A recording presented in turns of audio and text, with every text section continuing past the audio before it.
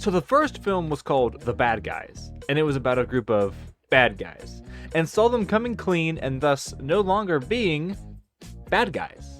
Oh great, good stuff, I like that idea, but just like Despicable Me, you decide to make a sequel while keeping the title of the movie, which now contradicts the characters in the story.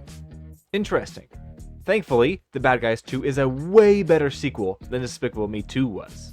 It just feels weird having the name of the movie contradict the characters in it. It's more excusable here because our protagonist group is still referred to as the bad guys by pretty much everyone. I enjoyed The Bad Guys 2, quite a bit actually, but I don't think it's a good movie. The animation was fantastic, and a few characters were treated like trash. It's hilarious, but the plot was bonkers crazy. Let's get into it. Who am I kidding?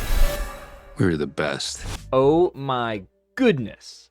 After a month of Pixar shills coping with all of the complaints about their animation in Elio, this movie felt so good to watch. It's just obviously better. The animation is used to the film's full advantage when it comes to setting the tone, exaggerating characters' emotions, making jokes land perfectly, and was just plain impressive. The flames from the rocket ship actually blew me away with how great they were, and there were many other impressive shots. The heist and car chase at the beginning of the film hooked me hard. The animation had my eyes glued to the screen. I legitimately wanted to slow the scenes down so I could focus longer on beautiful shots. And it succeeded at conveying emotions very well. When Wolf first thought that Snake was back to a life of crime, I was super impressed with how well he was able to first show shock, and then concern, then anger. Overall, it's great. I cannot imagine anyone I know not enjoying the animation in this film. Animation is getting an 8 out of 10.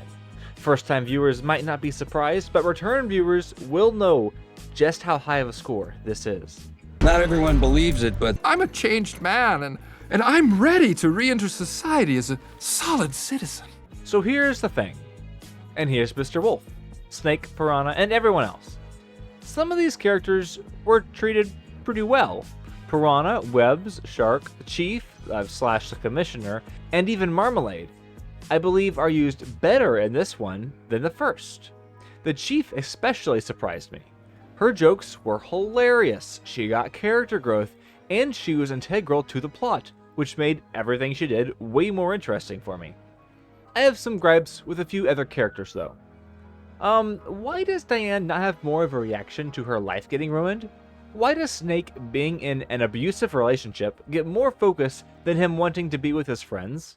And finally, why, oh why, does Wolf get tempted to stop being good for respect from others, when the point of the first film was to show us that he likes doing good? There is definitely room for him to be tempted to return to a life of crime, but not like this. He wants to be a good boy in the first film, but his friends complicate everything because he doesn't know how to deal with them. Maybe in this film, you could have had Kitty Sharppaws tempt him by saying that his friends are better off when they weren't good, but having him be tempted for the way he's feeling neglected by society doesn't make a lot of sense because he already made a change in the first movie because doing good is good for the soul. Definitely the worst character moment in this film. Characters gets a 5 out of 10.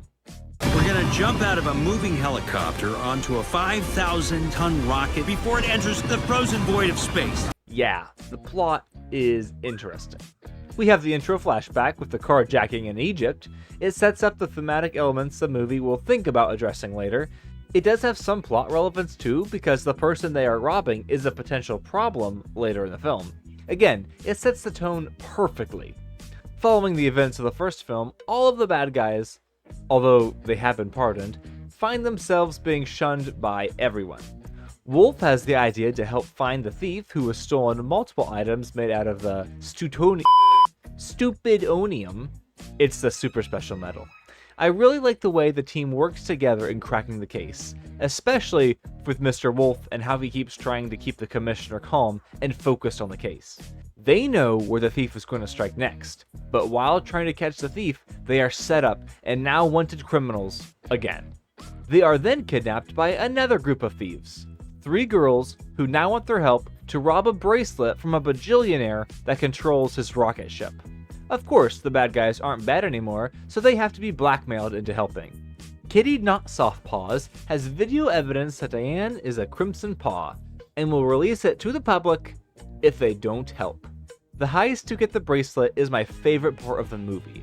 The bad guys make a few big mistakes, but end up getting away clean. I was super invested in these scenes. Everyone had different obstacles to overcome, and the bad guys were not following Kitty Hardpaw's plans like she wanted.